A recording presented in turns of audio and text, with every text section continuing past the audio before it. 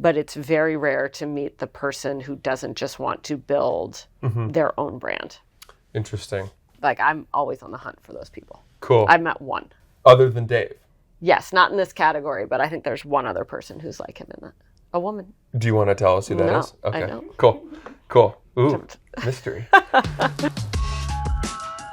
This is the Token CEO podcast. It's Thursday, January 20... Oh, nope. It's Thursday, January 31st, the last day of January. Tuesday. Oh, fuck. All right, never mind. All right, start over again. We should actually keep all that because it's just a funny way to start. I literally just whispered her, can you cut that part? Yeah, 100%. Backing the truck up. It's Thursday. No, it's Tuesday. It says Thursday on the sheet. In my defense, it does say Thursday on the sheet. It's Tuesday, January 31st, 2023. This is the Token CEO podcast. I'm Erika. I'm the host. This is episode 254. We are doing something different today, which is we have Francis Ellis, the one and only Francis Ellis, who did talk to me on Saturday, sent me a text. I now am observing people who just have their notifications paused all the time. Francis is one of the people who, like, you get a text from Francis and then it's like this person's paused their notifications. But anyways, Francis texts me in his fancy Montclair jacket from the dog park. And it was basically like, I'm living your dream. And I was like, you kind of are living my dream. But what we're doing today that's a little bit different is Francis is asking the questions and we do a Q&A. So that's our Q&A today. Francis was so good. I actually thought that was one of the best interviews we've had. And I really, really, really like Francis. Contrary to the Inside Barstool clip, which was funny. I was like, shit, I've aged since I've been here. I looked so young and fresh back then. Anyways, so today's episode, Q&A with Francis. And before we get into it, we're going to just say a huge thank you to Omega Accounting Solutions.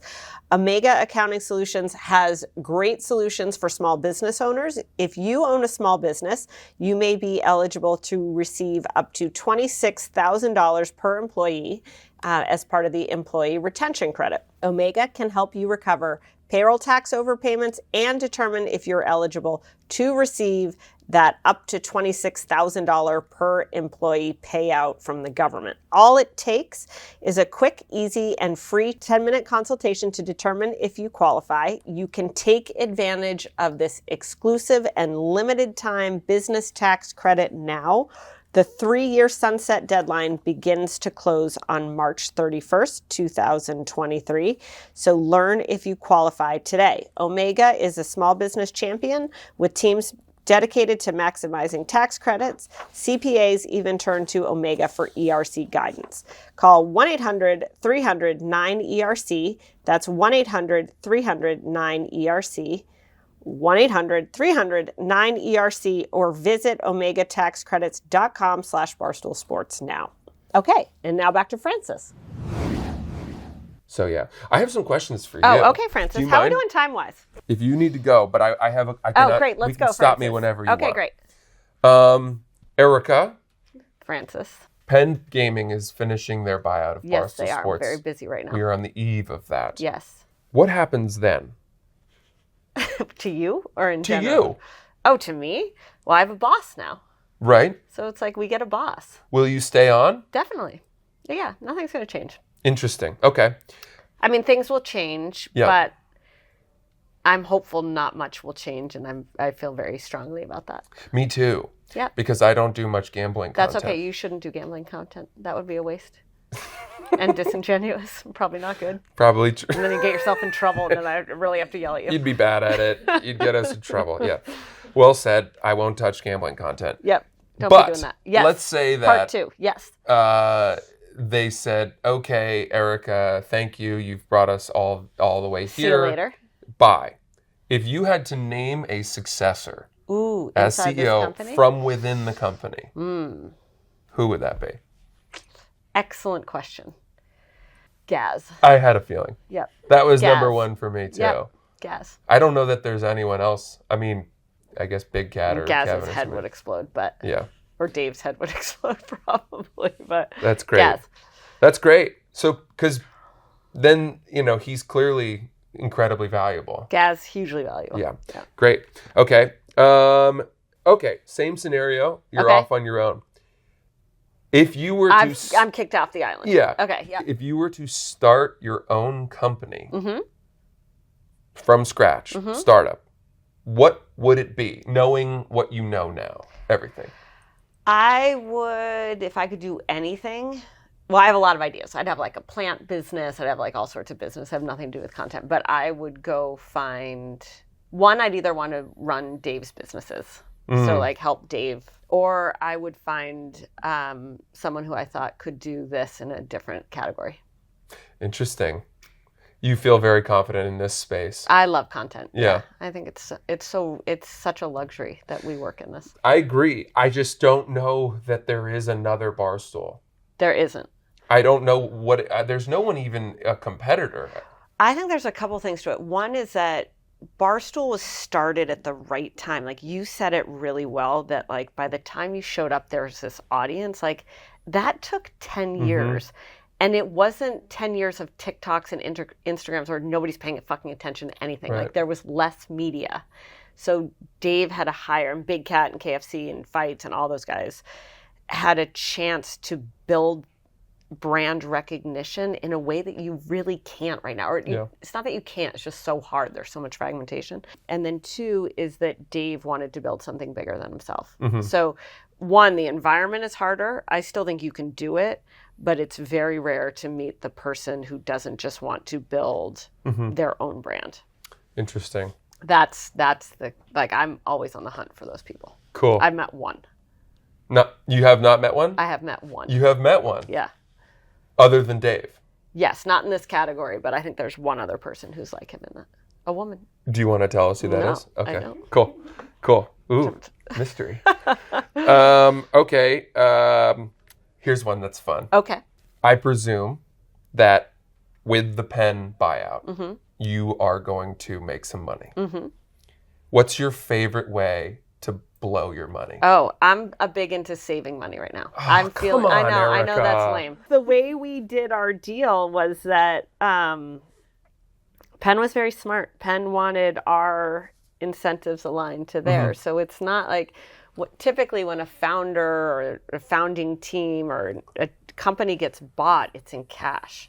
So it's like everybody runs off to the races. In this case, a lot of it's in Penn stock, which is volatile, you know, where I'm like, that thing was at $4 and it was at $120. Now it's at $30. So I can blow money like nobody's fucking business. Like, I love to spend money, but I feel like one of the things that I'm trying to mature myself into is we've worked so hard. I'm so tired from this last, like, I don't want to have to work like this forever. And so I'm like, I really want to like have the like savings so I can be like, fuck you, I don't want to work anymore. Yeah. Like I'm obsessed with that. Got it. Okay. Is that still a shitty it's a very answer? mature take. I get excited when people spend their money stupidly. Like cars. I was going to say like a vacation. Yeah, no. Or wine. I am getting more into like I want to travel and I do like wine, but I also feel like I gave everything this last 7 years to this, and I'm like, all I want is my ability to be like, fuck you, I don't want to do this anymore. At some point in my life, I want to sail off into the sunset and have like 40 dogs on a farm. I actually want to buy a farm. That's, if you want to know what I would buy, I'm going to buy a farm. I like that. Little farmhouse chic. And then I'm going to create like a brand around the farm. Now, if you're like really getting deep into the thing, I'm going to create a brand around the farm and make like products. Yeah, like honey. You could become a beekeeper. Or I'd make like sweaters and embroider cute shit on them. Like I have the whole brand done. I just need to find people. I have to find the farm. Yep. I'm going to have an all women farm. Oh, cool. So only women are going to work the farm. Nice. I'll do like an Airbnb and then like make and sell shit. Wow. This is exciting. I feel like this has legs. Very when cool. I can't take any of this anymore, which will be in like 100 years, then that's what I'll go do. Okay, you heard it here first on Token CEO. Erika's going to start a women's farming collective. I think that's 40 a good dogs, idea. Sort of fun. Sheep. Yeah, homespun products. Definitely homespun that are products. also chic. Yeah. like chunky sweaters. But then you can chunky sweaters. I'm done with turtleneck sweaters. I feel like you guys shamed the shit out of me at the company meeting. I'll never wear a turtleneck again. Nice. Which means my entire wardrobe is blown. And I think of you every morning when you and Caroline, I go into my closet and I'm like, fuck, can't wear that. I would never tell you. First of all, bean boots, close I know, to my I heart. feel like we're matched up on I'm from Freeport, Maine, home of L.L. Bean. That's great though, and I want that for you. And I also just want to always encourage you, don't be afraid to spend some stupid money. What's the last stupid thing you bought? I bought a $2,700 Moncler coat. Oh, I love Moncler. Moncler is awesome. Yeah, it's such a great brand. Yeah. It's kind of a shitty story. It's like private equity bought it and made it cool, but I still don't care. It. Yeah, don't care.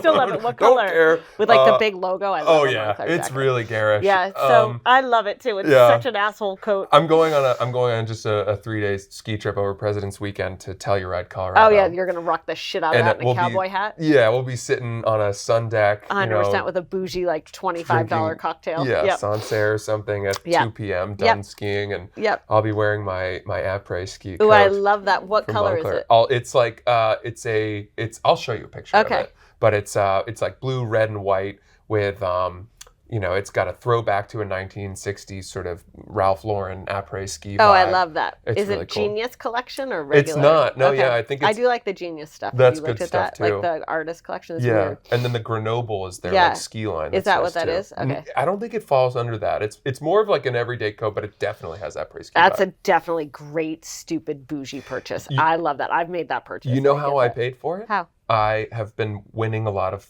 money on following Stephen Shea's Trust the Data bets. Really? Oh, yeah. He's been unbelievable. Stop. And I had... Bet responsibly. This is how you don't get fired. I did, but it was just the same unit size over and over. Really? On the Barstool Sportsbook. And I took the money from that to buy myself that Are you shitting me right now? No joke. Stephen Shea's bets? I'm telling you. Dude. He's really been on a roll. That's great. He's Good been for awesome. Stephen Shea. He does a lot of research. He's very data-driven. You know, he's very data-driven in this blog. I appreciate his diligence. That is someone actually, just all jokes aside on Stephen Shea. Stephen Shea was an account manager or ad op. He worked in ad ops. Did not want to work in ad ops. Like, presented to Dave 50 times, presented to me. I was like, no fucking way. And he kept at it. Yeah. He legitimately kept at it. In an admirable way. Yeah. Like, he deserves to be in content. He may not be great at it, right, or he may be brilliant at it. I like, kind of to your point, it remains to be seen, but he really fought for it. Yeah. I like him a lot. Same. Okay. Couple more questions, and you can stop me whenever. I want to ask you about power. Okay. So, Dave, at least if you believe his narrative, a lot of what he's done is to amass money. Mm-hmm. He wants to be rich, maybe someday buy a NFL team. Okay. Something like that. That's my impression, right? Okay. He's excited about buying houses in Miami and Montauk. The other currency in business is power. Mm-hmm. You've been named to a number of very high boards. Mm-hmm. And I would say that you have amassed power. Mm-hmm. How did that feel? What does power do? The ability to move things, to influence things. That's funny. I think people who spend time thinking about how much power they have are probably assholes and won't be in power that long, if that makes sense. And the same thing with the money thing with Dave. You know what? Dave had no money and debt and so much risk for so long that I'm like, Dave Portnoy should have every dollar he can possibly amass. And he wants to flaunt it and show it and buy whatever. I am so happy for that. Mm-hmm. I think the same thing. I don't know, on power. I'm proud of what we've created and what I've been able to do, and But really, I'm I just want to make things happen. So for me, it's not so much power; it's control. Do I have the freedom to make what I want happen? Can I make the choices that I believe are right? Can I influence shit that I want to get done? That drives me. I think I'm not good at most of the power things that people are good with. I have this women's mafia, and they're always going to we're going to network with so-and-so, or we're going to such and such. I hate that shit. Mm-hmm. I don't want to do any of it. I literally would rather sit in my LL Bean boots here with you guys and be what can we cook up in here? So I don't know. Well, I would argue jumped past the need to go to those meetings. Yeah, I don't want to go to those meetings. Yeah. Okay, interesting. Also, very relieving. Oh, really? Well, I would say that people who covet power, that's a troubling trait. Yeah, I think people who covet power or who are obsessed with image or like, honestly, are like cutthroat are just kind of vapid. Like, what I really love about what we have or what I've done here is like, it has such integrity. Like, it's a real thing.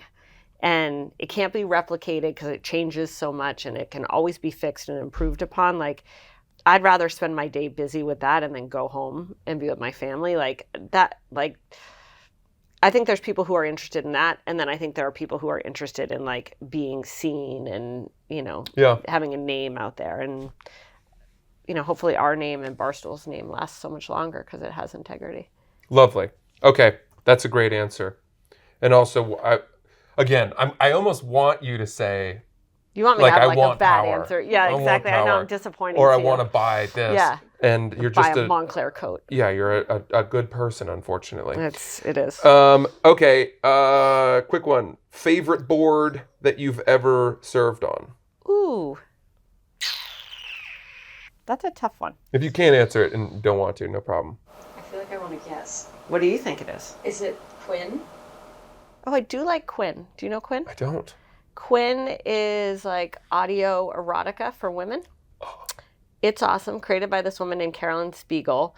And essentially, most porn is made for men and it's video. And it's not romanticized. It's not storytelling. It's not nuanced. And so she's basically creating the Peloton of erotica, essentially. But it's all audio. And it's short form, which I think is brilliant. I had a friend once who was in a relationship. And their kink would be that for foreplay, he would read fantasy sexual books. Oh, that's books cute. To her. That's exactly what this is. Yeah, very good. I thought that was interesting. Yeah. Okay, all right. Big Cat is taking many people to Chicago. Yes, he is. Yet, in 2017, I think it was, the Chernin Group purchased a stake in Barstool under the pretense of consolidating people under one roof in New York City. Okay. The idea being we would create some kind of incubator and that bringing everyone together would have this sort of fantasy factory vibe. Which it did. It definitely did. Do you worry that by so many people going off to Chicago, in some way we might be splintering the company? So I have a lot of thoughts on it. One, it was the right thing to do. Like, I really do think it was also Dave's vision of, like, the Truman Show, where, like, the cameras were always on. And in early New York days, it was the best. Oof. That elevator door opened, the cameras were on, everybody was there. It was scary. hot. It was scary. It was scary. But that was the vision, and it was exactly right. And then we got bigger and bigger and bigger and bigger, bigger and bigger. So now we have, like, a functioning office. Like, this morning they had, like, a donut party for the Oscars, and I was like, wow, we are here. And I'm getting, like, I have BO. I'm, like, getting nervous about it. I think it's sad to not think of seeing Big Cat every day. And having that group here because they're such, they're giants in the internet, and I think they're giants in this company.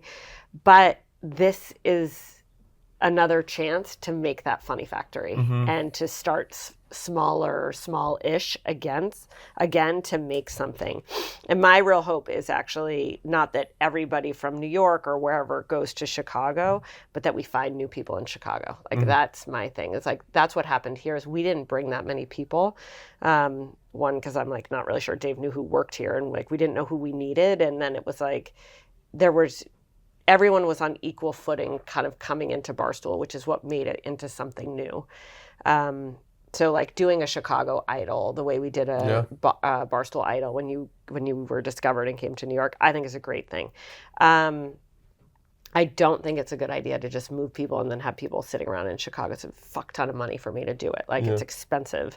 But I do think the idea of creating this, the basketball court and the Funny Factory and the reality show of Chicago and sports betting that will be great. Yeah. So, And then I think it also frees up you and Kevin and Roan and super talented people here to be more about comedy. Like I actually, if we could take all this, we built this office for podcasting, and I'm kind of like, podcasting is great, but it really is irrelevant. It's now about video. If we could take New York and make it comedy, it's Brianna, it's you, it's Caroline, it's obviously Kevin fights, like the giants in it already, Sass, Roan.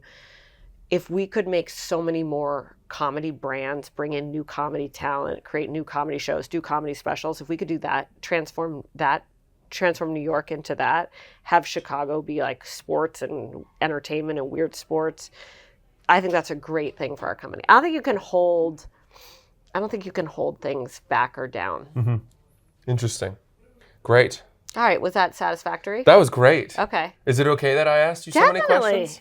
You're like, I want power. I'm spending money. I have one more question for you, but Okay. I'm nervous to ask you Okay, it. well, and go you ahead. can say no answer or go whatever. ahead. You built your brand Yeah. as Erika Nardini. Yes. You are now returning to your family My name. roots, yeah. Has that been a challenge? Nardini's a great last name. Like, that sucks. It has a good ring to it, but it isn't mine. And it's not mine anymore. So, it's weird to change your name. But I don't really feel like it's changing my identity on it per se, my identity per se. It's a fucking pain in the ass to change your name. I don't like, did your wife change her name? She hasn't. Okay. Is she going to? Does that bum you out? Not at all. Okay. My mom never did. Okay. And so I come from a family of that precedent. And therefore I said, it's totally your call. And, my wife's dad passed away a few years before we met. Okay. And I think that she's an only child. So she wants to carry the name. yeah, there's a real reason. That's a great reason to keep a name. I don't really care. Like, I'm like, it was a pain in the ass. It's weird to like, then you have like schizophrenia of like, which name are you under when you have a restaurant or an Uber or your whatever, hotel room, whatever. But I also feel like it was great. It was a great name while I had it. And now it's not my name anymore, and that's fine. Interesting. What do you think? Maybe I'll have a new name. Well, I can't imagine how hard it would be to let everybody know in your world, because you've built a gigantic world and you have a brand as Erika Nardini, how hard it would be to tell everyone. I just haven't told anyone. I just changed it back, Right. So like, that's my thing. It's like, if I was really out in it for the brand, probably would do it differently. But like, this will be the first time I ever talked about it. So it's like, I don't really care. I'm like, whatever. Like, I know what I do every day. Cool. I think I'm good at it. That's great. People can call me bitch or Erika Oh, goodness. or whatever. All right, bitch. Well, that's the interview. That'll be the only time I ever say that. Thank you for doing this. Thank you for having me. That was great. It was a that pleasure. good, you guys? All right, that's it for today's episode. Thank you to Francis. Thank you for listening, and we'll see you back here on Thursday.